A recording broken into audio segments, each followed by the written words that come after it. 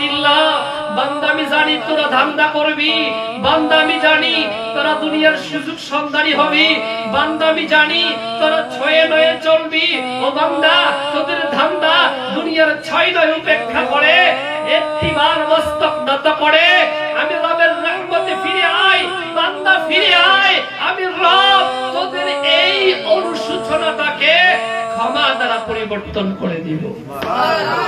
সুবহানাল্লাহ বলবেন না? এটা ক্ষমার দরকার আছে না নাই? আমরা গুনাহগার, সেজন্য আমাদের ক্ষমা লাগবে। যারা দুনিয়াতে নেককার হয়ে গেছেন, যারা মনে করেন দুনিয়াতে গুনাহ করছেন না, তাদের হিসাব ভিন্ন।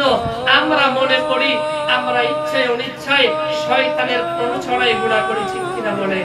তবে আল্লাহ বলেছেন না তাকনাতু মির রাহমাতিল্লাহ। ও বান্দা, তুই নৈরাশ করিস না। আমি প্রশ্ন করলাম, মালিক কতটুকু আপনার উপর তাওয়াক্কুল করব, ভরসা করব? মালিক বললেন, বান্দা তুই কতটুকু চাস? আমরা বললাম, আল্লাহ আমরা ক্ষমা পেলেই চলবে। আল্লাহ বলেন, বান্দা শুধু ক্ষমা নয়, আর তুই কি গুনাহ করলি, তুই কি পাপ করলি? ও বান্দা, ইয়া ইবনে আদম লাউ বালাগাত যুনুবুকা আনানাস সামা সুম্মা ইস্তাগফারতানি লাগাফারতু লাক। বান্দা রে, তোর গুনাহ জমতে জমতে জমতে জমতে আমি রব্বি কারীমের আসমানের মেঘের সমান হয়ে গেল। ও বান্দা, তোর মা তোরে ফিরাইয়া দিল, বান্দা তোর বাবা তোরে ফিরাইয়া দিল, বান্দা তোর সমাজ তোরে ফিরাইয়া দিল, বান্দা তোর দেশ তোরে ফিরাইয়া দিল, বান্দা সারা দুনিয়া তোরে প্রত্যাখ্যান করলো। ও বান্দা, আমি রব আমার কুদরতের জবানে ঘোষণা করলাম, আমি ক্ষমার দরজা খুলে রহমতের ফুলে তোকে গ্রহণ করে নিব। সেই ক্ষমা দরকার আছে না না? তবে সেইটা হতে হবে চাওয়ার মতো, ঠিক কিনা বলে?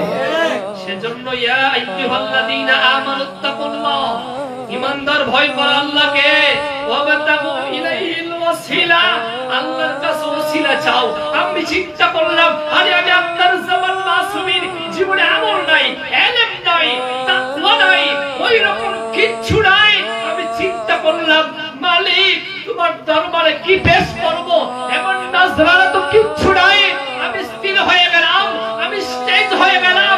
আমি শেষ পর্যন্ত আমার মনকে এইটা বলে আমার মনকে স্থির করলাম, মন তোর আমল নাই, তোর ইলম নাই, তোর তাকওয়া নাই, পুঞ্জি বলতে কিচ্ছু নাই।